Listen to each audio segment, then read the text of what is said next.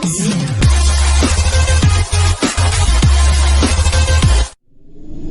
Jungle.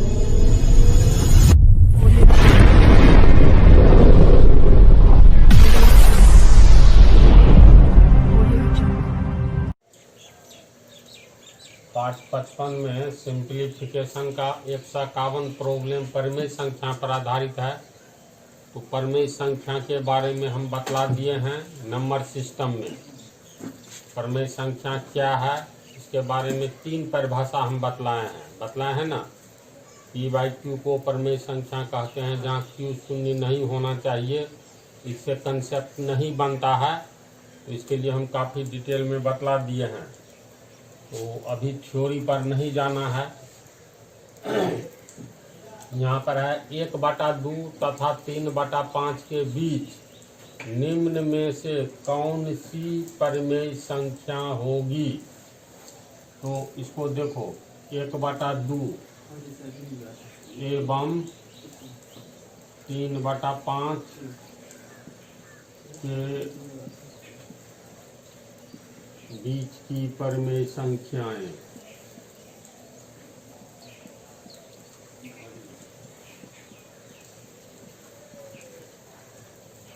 एक बटा 2 एवं 3/5 के बीच अनंत परिमेय संख्याएं होगी। तो चेक करना है सिर्फ इन चारों के बारे में, जो कौन सा है।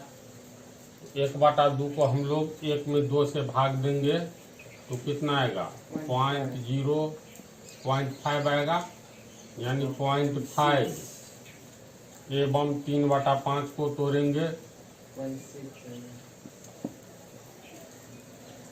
0.5 एवं 0.6 के बीच की परिमेय संख्या इन चारों में से कौन सी है।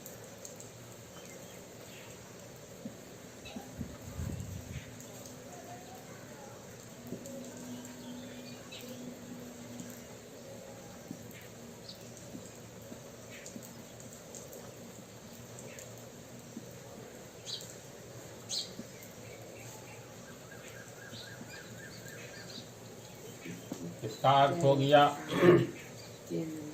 1/2 अर्थात 0.5 एवं 3/5 अर्थात 0.6 के बीच की परिमेय संख्या इन चारों में से कौन सा है। तो चेक करेंगे। तो पहला 2/5 लेते हैं, मान लो 2/5 है। तो 2/5 ये 2 में 5 से भाग देंगे तो ये 0.05 का 20 0.4 हो गया। पहला विकल्प हुआ।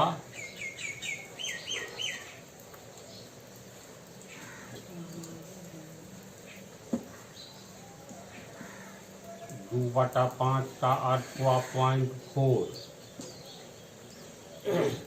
0.5 का अर्थ हुआ 5/10 और 0.6 का अर्थ हुआ 6/10 हुआ ना। और 0.4 का अर्थ हुआ 4/10, यानी 5 रुपया का 10वां भाग 50 पैसा हुआ। ध्यान से समझो। इसका अर्थ हुआ हमेशा ऊपर वाला को रुपया मानो, नीचे वाला को आदमी मानो। तो 5 रुपया को 10 आदमी में देंगे तो ये 50 पैसा होगा, और 6 रुपया को 10 आदमी में बांटेंगे तो ये 60 पैसा होगा, और 4 रुपया को 10 आदमी में बांटेंगे तो ये हो गया तुमको 40 पैसा। अब बोलो तो 40 पैसा, यानी पहला विकल्प जो 2/5 है बराबर 0.4 यानी 4/10। तो ये 4 रुपया को 10 भाग में बांटे तो 40 पैसा, 50 पैसा 60 पैसा के बीच में तो नहीं है, नहीं ना है।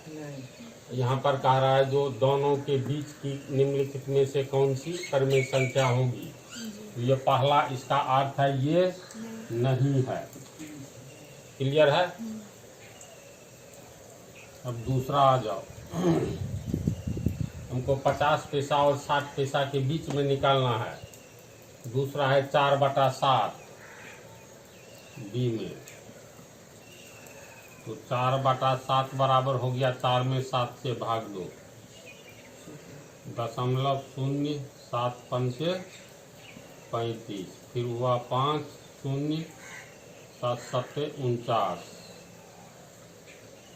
अभी और आएगा, लेकिन इतना ही पर हम लोग ले 0.57, सॉरी 0.57, 57 नहीं, पॉइंट के बाद एक एक अंक बोला जाता है। अब ये देखो तो 0.57 का क्या, 0.57 का क्या अर्थ हुआ? इसका अर्थ हुआ 57/100।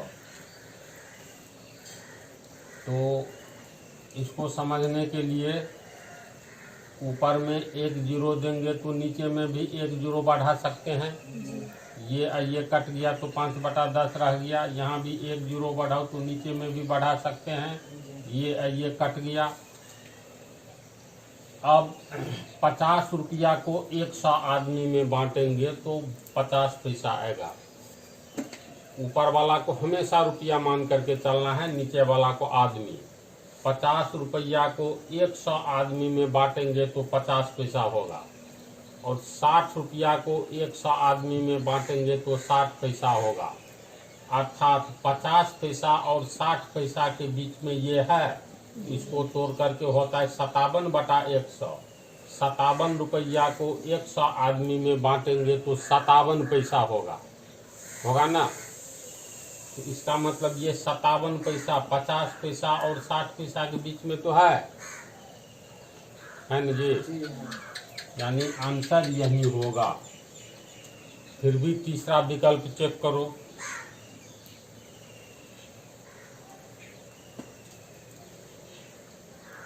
हम लोग निकाल रहे हैं 0.5, इसका हो गया 5/10, और 0.6 के बीच यानी ये 6/10। तीसरा विकल्प है 2/3। 2/3 इसको तोड़ेंगे तो 2 में 3 से भाग देंगे, 0.03 3 छके 18, फिर 2 3 छके 18, यानी 0.66 आया फिलहाल।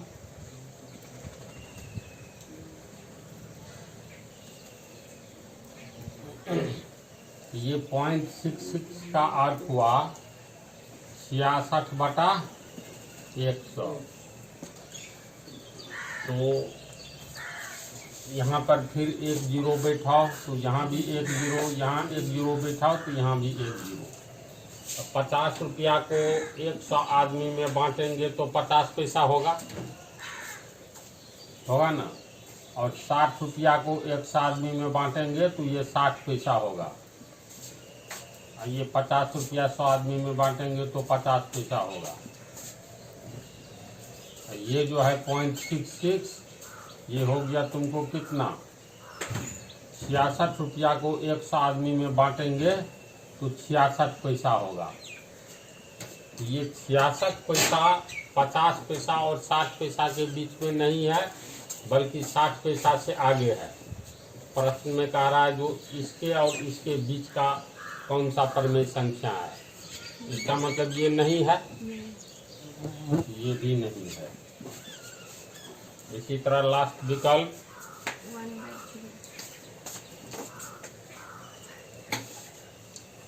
1/3, इसको तोड़ेंगे तो 0.33 आएगा, आता ही जाएगा 3। तो ये 0.33 को तोड़ेंगे तो 33/100, यानी 33 रुपया को 100 आदमी में बांटेंगे तो 33 पैसा होगा, जो 33 पैसा 50 पैसा से पहले है और 60 पैसा से बहुत पहले है, यानी इन दोनों के बीच नहीं है, यानी ये भी विकल्प नहीं होगा। इसका आंसर समझी ढंग से?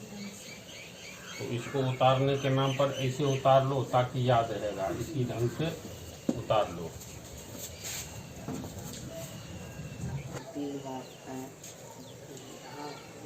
प्रॉब्लम नंबर 152, यह भी भुसकलवा हिसाब है। दो ऐसी संख्याएं हैं जिनमें से पहली संख्या को 2 बार तथा दूसरी संख्या को 3 बार जोड़ा जाए तो योग 100 प्राप्त होता है। पहले यहीं तक सोचो। दो ऐसी संख्याएं हैं, मान लो, माना कि पहली संख्या बराबर x तथा दूसरी संख्या बराबर y। अब कह रहा है दो ऐसी संख्याएं हैं जिनमें से पहली संख्या को 2 बार तथा दूसरी संख्या को 3 बार जोड़ा जाए तो योग 100 प्राप्त होता है। यानी x को 2 बार जोड़ेंगे और y को 3 बार जोड़ेंगे, फिर दोनों को, इसको 2 बार जोड़कर इसको 3 बार जोड़ करके जो होगा फिर दोनों को जोड़ेंगे तो योग 100 प्राप्त होता है। तो पहली संख्या को 2 बार तथा दूसरी संख्या को 3 बार जोड़ा जाए। अब प्रश्न से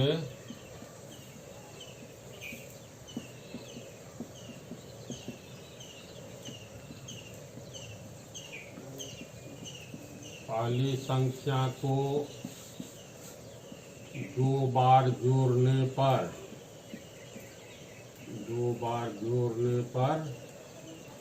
प्राप्त संख्या क्या होगा? चलो बोलो।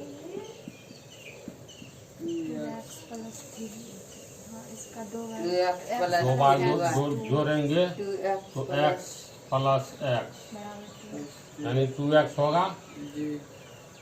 प्राप्त संख्या x प्लस x बराबर 2x तथा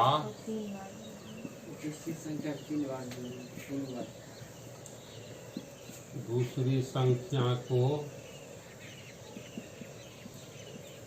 3 बार जोड़ने पर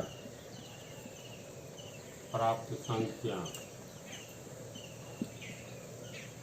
3 बार जोड़ेंगे y को तो 1 2 3 1 2 3 3y, 3 बार जोड़ेंगे तो 3y, 5 बार जोड़ेंगे 5y, है ना। तो ये हो गया, सीधे लिख दो 3y। अब कह रहा है पहली संख्या को 2 बार जोड़ेंगे जो प्राप्त होगा, दूसरी संख्या को 3 बार जोड़ने पर जो प्राप्त होगा, दोनों का योग कितना है? 100।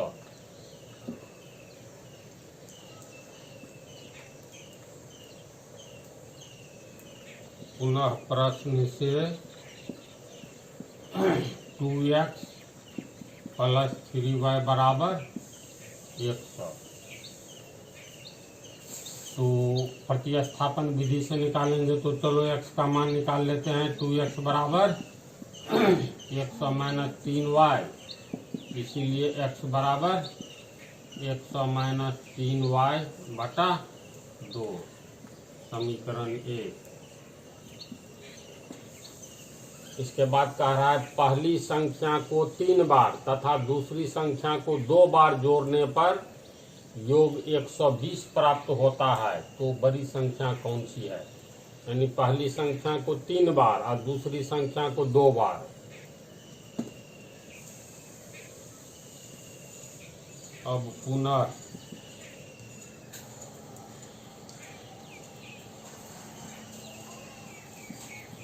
पहली संख्या को 3 बार जोड़ने पर प्राप्त संख्या, पहली संख्या को 3 बार जोड़ेंगे तो 3x होगा तथा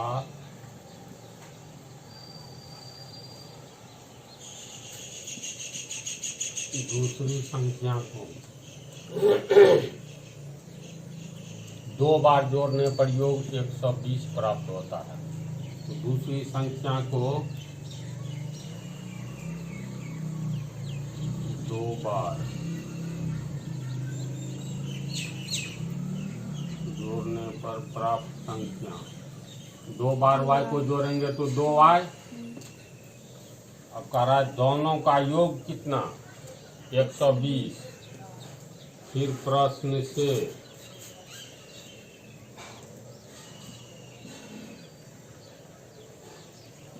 3x प्लस 2y बराबर 120 और 3x बराबर 120 माइनस 2y, इसीलिए x बराबर 120 माइनस 2y बटा 3। ये हो गया समीकरण 2। अब समीकरण 1 और 2 से दोनों में x का ही मान है, बराबर कर देंगे। तो फिलहाल इसको उतारो।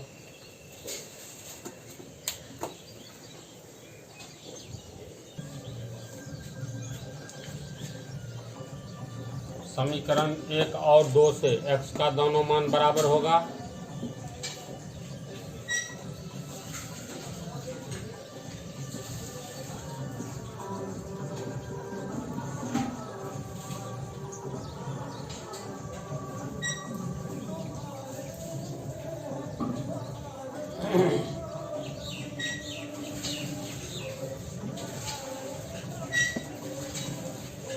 इक्वेशन को हल करना तो आसान है।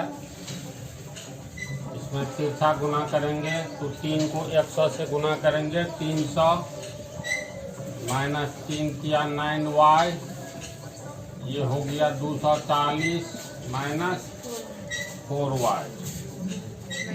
300 इसको इधर लाएंगे तो माइनस 240 माइनस 4y, आगे जाएगा तो प्लस 9y, ये हो गया 60।